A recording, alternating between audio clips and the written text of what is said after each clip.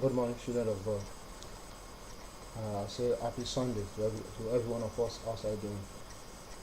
This morning, we want to take a look at the Word of God. And the Word of God we want to examine this morning is what I call the topic, the love of God. The lover of God. If I should ask you this question, if you love God, for you to say yes or no depends on some characteristics, depends on some features that are supposed to features in your life. That there are some things that are supposed to present in your life that you have to have, that you have to let's say develop in your life before you can answer the question yes or no. Either you love God or not. Our text for this morning will be taken from the book of 1 Corinthians chapter 8 from verse 2 and 3. Let's also read together. 1 Corinthians 8, 2 to 3. And if any man think he knows anything, he knows nothing, yet as he ought to know. But if any man love God, the same is known of him. If you love God, the same God can recognize you. The same God can know you. But if you doesn't love God, if your life does not portray the love of God, it means God doesn't recognize you. It means you are not known by God. It means God doesn't know you. But if someone should ask you today, do you love God? You say, yes, I love God. Is your attitude portray that? Is your doing portray the love of God? Is your lifestyle show the love of God? Is your lifestyle emulate? Is your lifestyle portray a lifestyle that someone can say, oh, I love this kind of lifestyle this person is living as a Christian? They call us Christian because we behave in Christ's life. Is your lifestyle portray Christ-like? Is your attitude portray Christ-like? Then if the answer to these questions is a no, then you don't love God. The love of God is not in your life. It shows that God doesn't know you. No wonder most of us today, we pray. We move from one church to another. We move from one mountain to another, but nothing to show for it. We fast, praying, going on marathon. Lot of mountain we climb, but there's no any result to show for it. Why? Because the love of God is not in our life. They are calling us pastor, imam, pope, evangelist, for instance, deacon and deaconess, usher, even prayer warrior, but there's no single love of God in our life.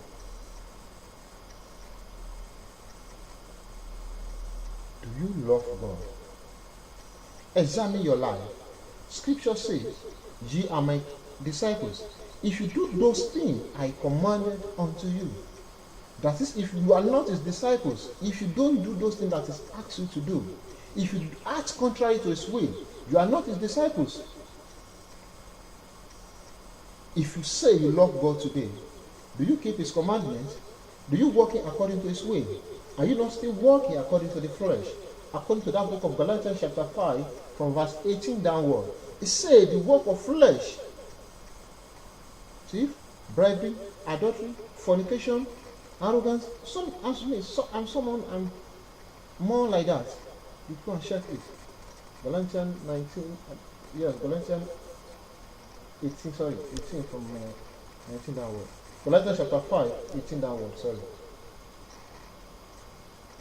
Do you love God? If you love God, there are some characteristics that your life needs to show. Number one, you need to depend on him completely. That's it, you don't have any other source. Come rain, sunshine, whatever problem. But today we say we depend on God. When there is problem, we go to herbalist. Today we say we depend on God. When there's problem, we make woman that we die, maybe can die anytime. Our backbone. We say, oh no, I have my father in that ministry, nothing will happen. I have my father in that embassy, nothing will happen. But we forget to rely on God completely. Is that how to love God? When you love someone, you rely on them. You do according to what they want you to do.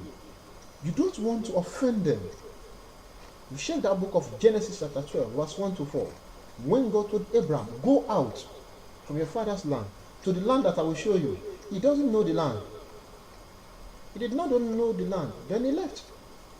If it happened to be you or myself, I will ask God, okay, now, just for example, God said, leave that work. God, you said I should leave this work. Which work are you going to give me? We'll be questioning the authority of God. That Abraham did not do this. He left with his wife and Lot. Even he did not know where to go, yet he had to obey first. Do you rely on God completely? Do you trust on Him completely? Our ability to depend on Him shows our love for Him. Shows how much. No wonder God loves Abraham. He recognized him when God wanted to go and destroy this Gomorrah. He said, no, I have to inform Abraham because I trust him. He will inform his children after him. Does God recognize you? Does He know you? Another one is that we always keep the fear of God at our heart. If you love Him, His fear will be in your heart. His fear not to do evil. His fear not to partake in an ungodly thing, acts. His fear to flee from fornication. His fear to flee from adultery will be in your life. If you look at that book of Genesis chapter 39 verse 9, Joseph said, how will I do this evil and sin against God? He did not say, I sin against my master. He did not say, I sin against my will. He did not say, I sin against my conscience. He said, how will I do this evil and sin against God? It means the fear of God is in the life of Joseph. Do you have the fear of God in your life? Before you can say you love God, then His fear must dominate your life. His fear that you should not do this, you should not engage in evil, you should not engage in bribery and corruption, you should not kill an innocent person, you should not take bribe, and you should not gather against an innocent person. All this fear of God will rest in your heart. Do you have this in your life? Before you can say, yes, I'm a lover of God. I'm a lover of God. I have His love in my life. It's taken. He has to take the life. He has to be the love of your life. Do you have His fear in your life? Another one is that you have to be upright, perfect, keep all His commandments. Don't forget in that book of Job chapter 1 verse 8, God Himself testified. He said, Satan, can you see Job, my servant, a righteous man, upright, a perfect man on earth, who did not engage in any evil? God recognized Job because he was upright in his way.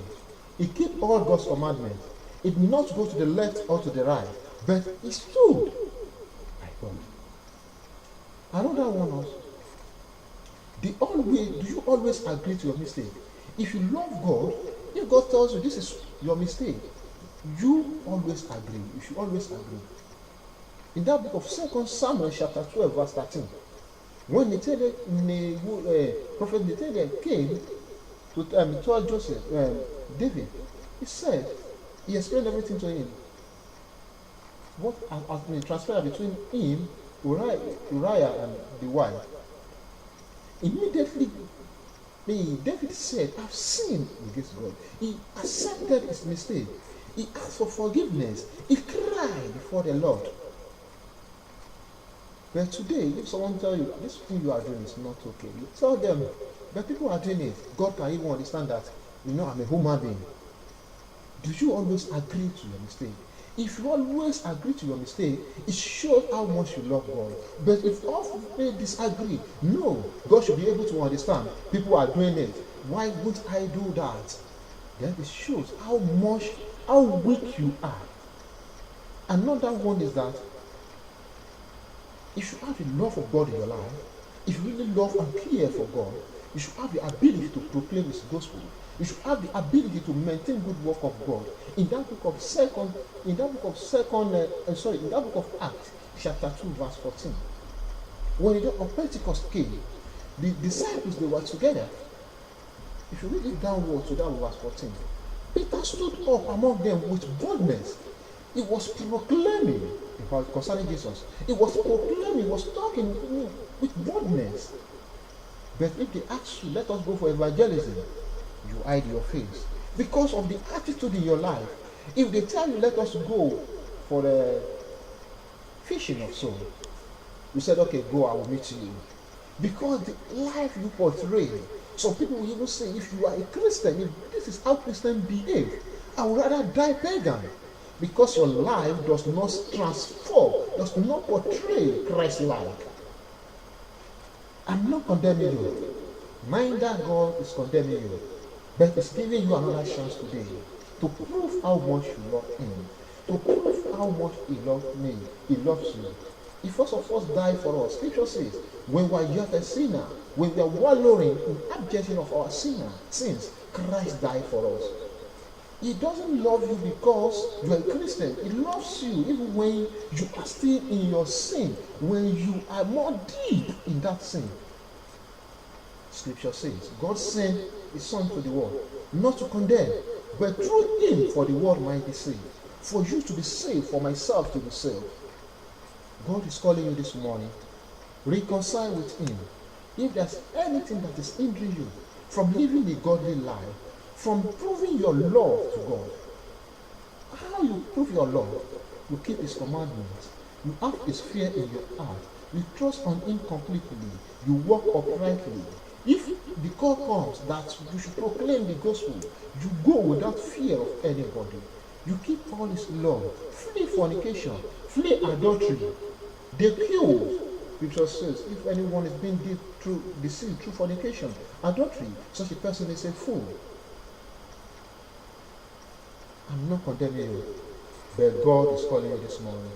Come unto me, all ye that are heavy loaded, I will give you rest. He says, if anybody loves God, the same God knows. If the love of God is not in your life, if you don't love God this morning, it's another opportunity for you to reconcile and show how much you love Him. I pray this morning, the grace and power for us to walk according to His will, so that we can be able to show how much we love Him. Heavenly Father will bestow it on us. Amen. Let us pray. Heavenly Father, we thank you for your word this morning. Scripture says, your word go out and healeth their land. Concerning those who listen to this wonderful word this morning, I pray you meet every one of us at the point of our need. We want you to speak to us yourself, so that our life will have a meaning, so that we can live a godly life, so that our life will transform for God, so that we can be able to proclaim the gospel, so that we'll be able to stand filled with boldness and proclaim who you are to the sinners, so that we can live a faithful life, so that we can completely depend on you completely, so that we can flee from fornication, so that we can walk uprightly and have your fear in our hearts, the spirit and ability to do according to all this. I pray in Heavenly Father, bestow it on us. In the mighty name of Jesus we pray. Amen. Thank you once again for listening to this word. I pray all this word we are listening to will not blame us at the end of our journey on earth, and our ability to do according to His will, the power, the spirit, and strength. I pray that Heavenly Father will grant it unto us. In Jesus' mighty name. Amen. Please share this video. Send it to your friend. Let them be partaker of this word. You are blessed in the mighty name of Jesus. I wish you a happy Sunday once again. Have a wonderful day.